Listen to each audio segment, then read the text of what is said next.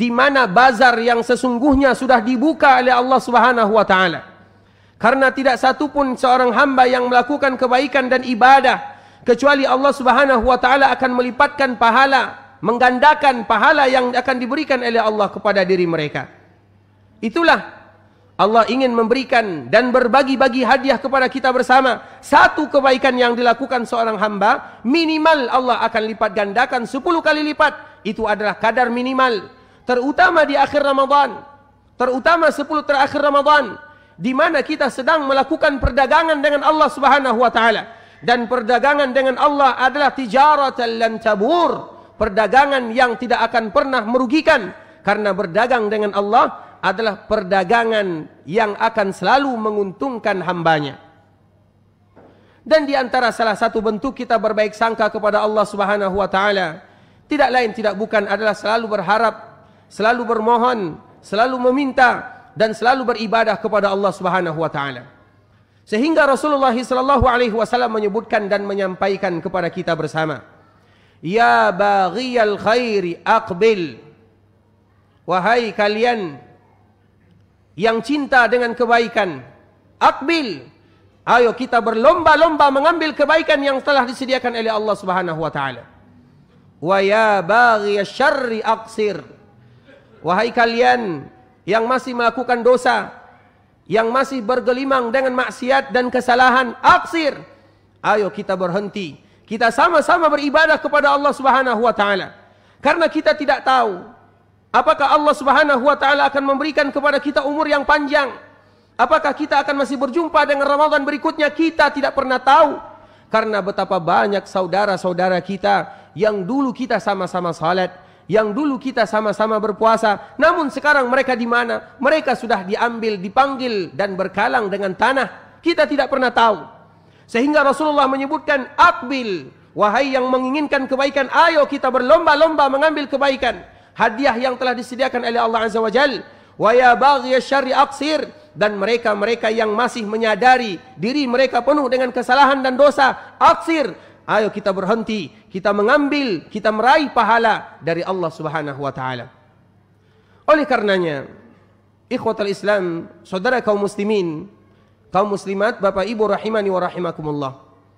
Kalau seandainya kita berkaca terutama dengan mereka-mereka yang dulunya memiliki kehidupan yang kelam, ketika mereka dipanggil oleh Allah Subhanahu wa taala, dikala hati mereka diketuk dengan ayat-ayat Allah Subhanahu wa taala, maka mereka berani meninggalkan masa silamnya untuk menghadapi masa yang lebih cerah, yaitu beribadah kepada Allah Subhanahu wa taala.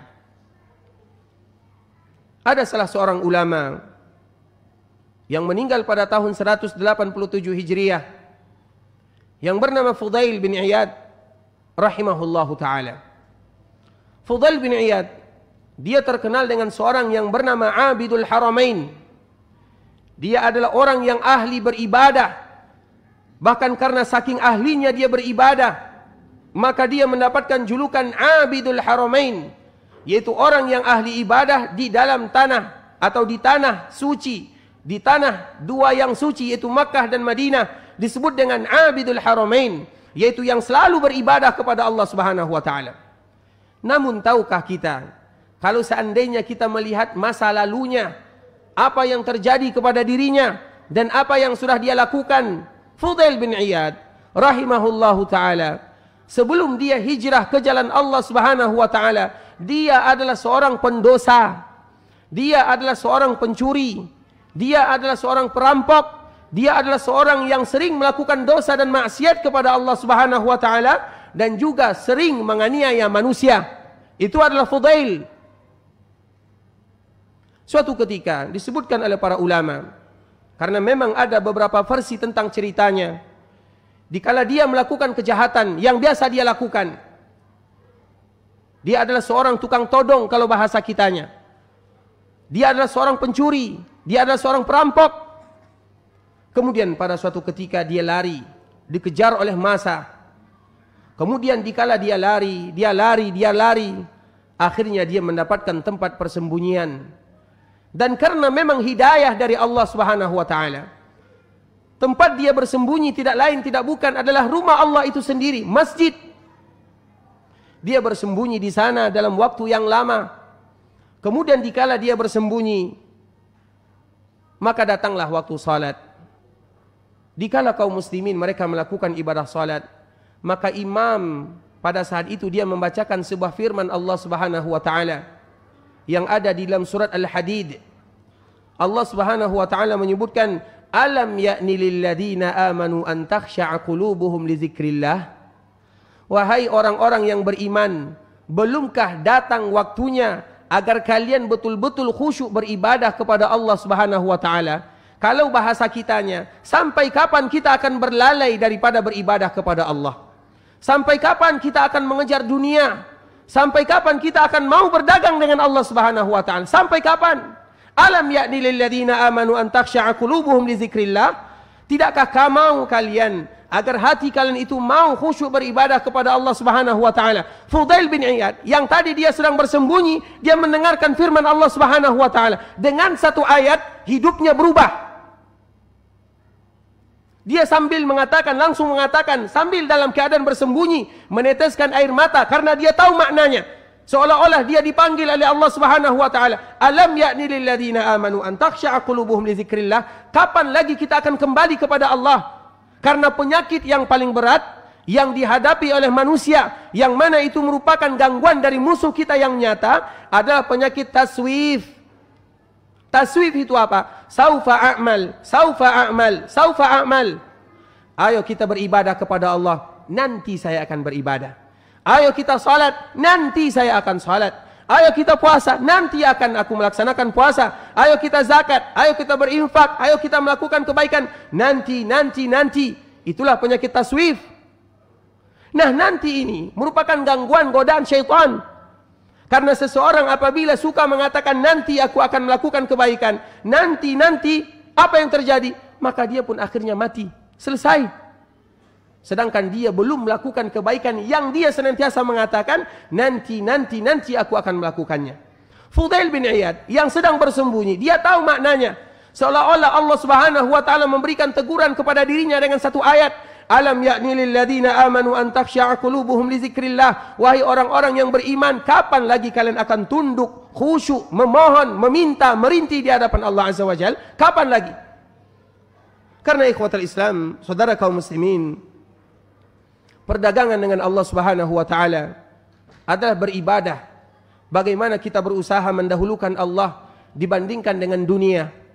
Dan kita ketahui, tidaklah seorang hamba mendahulukan Allah Subhanahu wa taala kecuali Allah akan memuliakan dirinya di dunia dan juga Allah Subhanahu wa taala memuliakan dirinya di akhirat.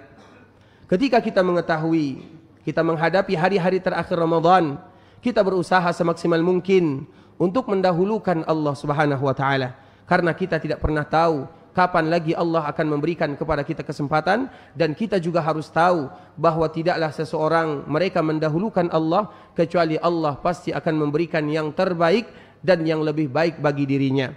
Sehingga kita mengetahui salah seorang yang melakukan perdagangan dengan Allah Subhanahu wa taala adalah sahabat Nabi yang mulia yang bernama Abdurrahman bin Auf.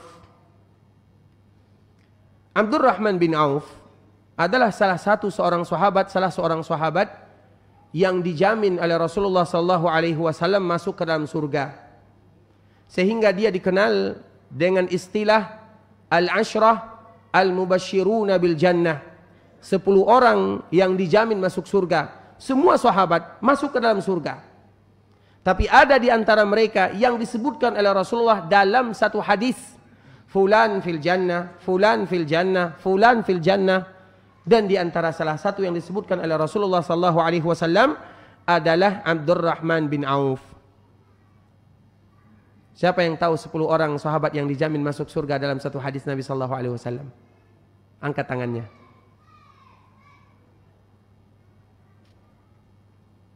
Kalau ada yang tahu, nanti kami badalkan umrah untuk keluarganya.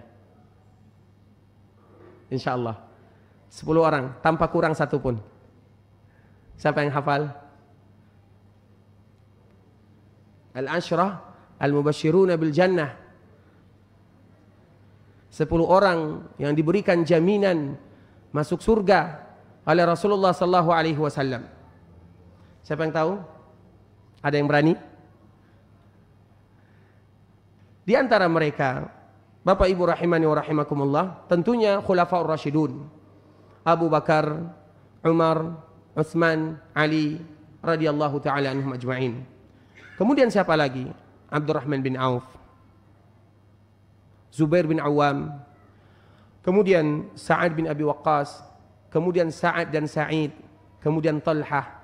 Mereka itu adalah yang disebutkan oleh Rasulullah sallallahu alaihi wasallam al-ashrah al-mubasyiruna bil jannah, yaitu 10 orang yang dijamin masuk surga dalam satu hadis. Bukan berarti yang lain tidak masuk surga, karena seluruh para sahabat itu masuk ke dalam surga, karena titel mereka adalah radhiyallahu taala anhum. Namun ada di antara mereka yang disebutkan oleh Rasulullah sallallahu alaihi wasallam, Abu Bakar fil jannah, Umar fil jannah, Utsman fil jannah, Ali fil jannah, Abdurrahman fil jannah, Talhah fil jannah, Sa'ad fil jannah, Sa'id fil jannah, disebutkan oleh Rasulullah sallallahu alaihi wasallam dalam satu hadis. Salah satu di antara mereka adalah Abdurrahman bin Auf, yang kita kenal dengan seorang pedagang yang luar biasa. Nah, sekarang kita sebutkan sedikit bagaimana perdagangan Abdurrahman bin Auf, perdagangan dengan Allah Subhanahu wa taala. Karena sebagaimana tadi yang telah kita jelaskan, tidak ada orang yang berdagang dengan Allah kecuali Allah akan memberikan kepadanya keuntungan di dunia sebelum Allah berikan kepadanya keuntungan di akhirat. Dan perdagangan dengan Allah maknanya adalah kembali kepada Allah, meninggalkan sesuatu karena Allah dan mengharapkan pahala dari Allah Subhanahu wa taala. Salah satunya siapa? Abdurrahman. Kita tahu dikala Rasulullah sallallahu alaihi wasallam dan para sahabat mereka hijrah dari Mekah menuju Madinah, perjuangan mereka tidak mudah. Ada di antara mereka yang dihalangi, ada di antara mereka yang dizalimi, ada di antara mereka yang disakiti, ada di antara mereka yang dicari. Banyak perjuangan yang dirasakan oleh sahabat Nabi yang mulia sallallahu alaihi wasallam.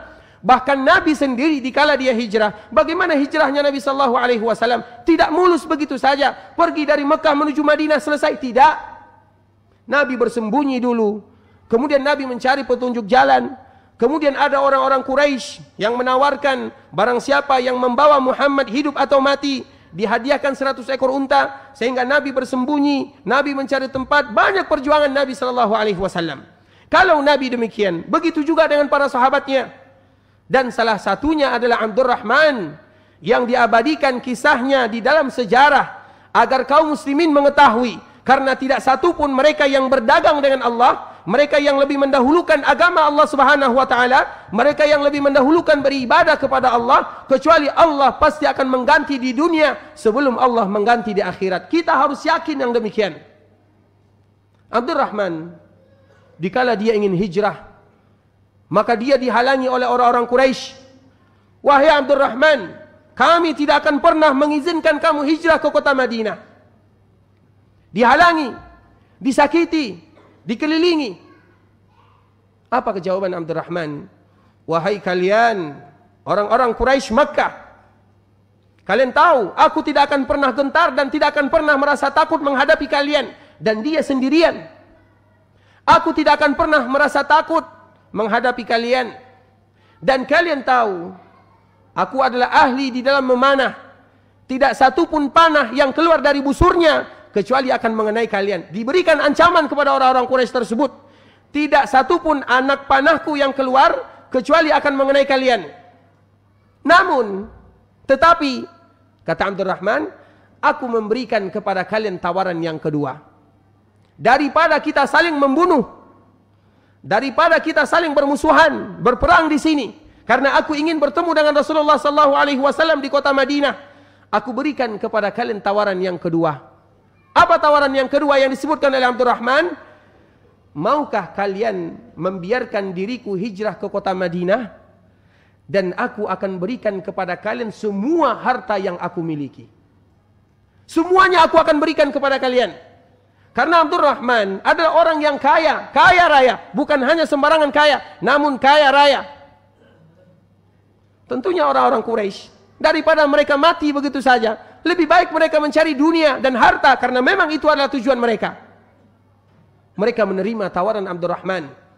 Kemudian ketika mereka menerima tawaran Abdurrahman, Abdurrahman pun menyebutkan hartanya. Di mana dia menyimpan hartanya? Aku simpan hartaku di sini. Aku titipkan hartaku di sini. Aku letakkan hartaku di sini. Silahkan kalian ambil semuanya. Semuanya silahkan kalian ambil. Dengan syarat, biarkan aku hijrah kepada Allah, berjumpa dengan baginda yang mulia, datang ke kota Madinah bersama sahabat-sahabat yang mulia. Perdagangan yang sangat indah. Ditinggalkan semuanya untuk agama. Ditinggalkan semuanya dunia, harta yang dia miliki, yang dia punya. Ditinggalkan karena Allah subhanahu wa ta'ala. Akhirnya dia pun hijrah ke kota Madinah. Rasulullah SAW sudah tahu kejadiannya. Diberitahukan oleh malaikat Allah subhanahu wa ta'ala tentang apa yang dilakukan oleh Abdurrahman. Dikala Abdurrahman sampai ke kota Madinah, apa kata Rasulullah SAW? Marhaban, selamat datang wahai Abdurrahman. Sesungguhnya perdagangan yang kamu lakukan adalah perdagangan yang akan menguntungkan. Padahal Abdurrahman membiarkan semua hartanya diambil oleh orang-orang Quraisy. Namun Nabi mengetahui bagaimana perdagangan yang dilakukan oleh Abdurrahman, perdagangan dengan Allah.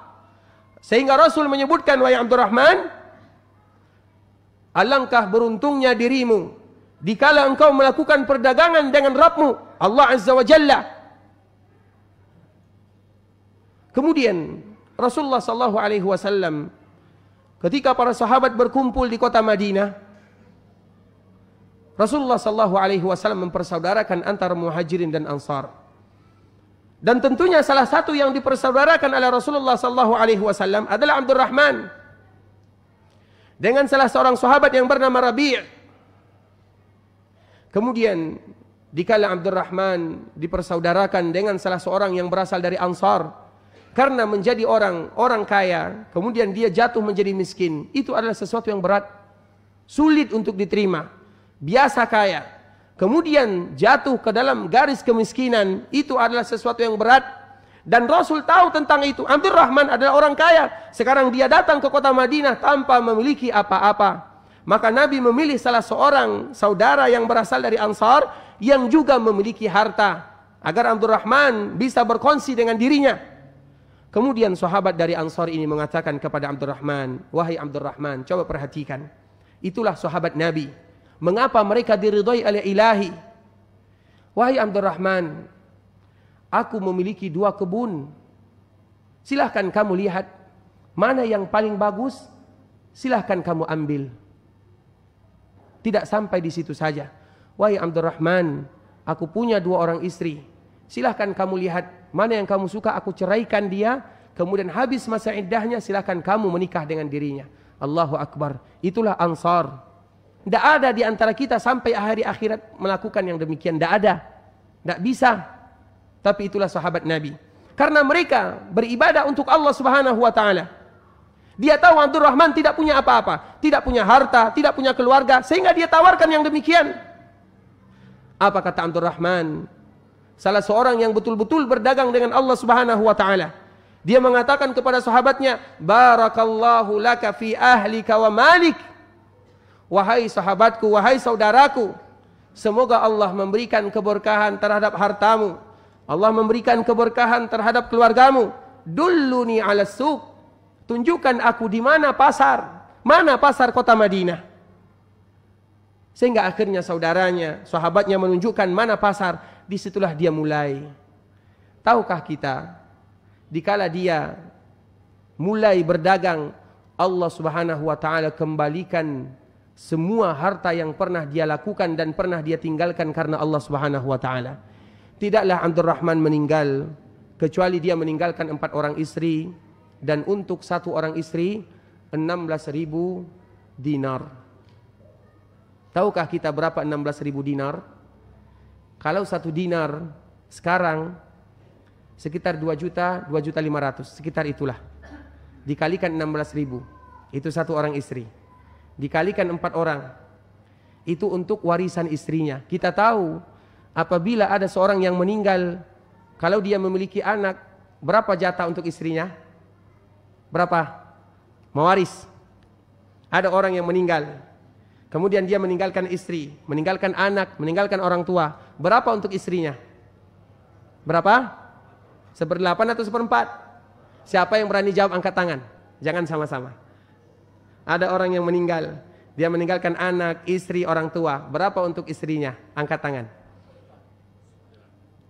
Yang kita dulukan yang tua ya. Silakan Pak. Berapa Pak? 1/4 atau 1/6? Seper? Masya Allah, Masya Allah. Silakan Pak, silakan. Masya Allah. Silakan. Masya Allah. Masya Allah, barakallahu fiik. Tapi jawabannya salah ya.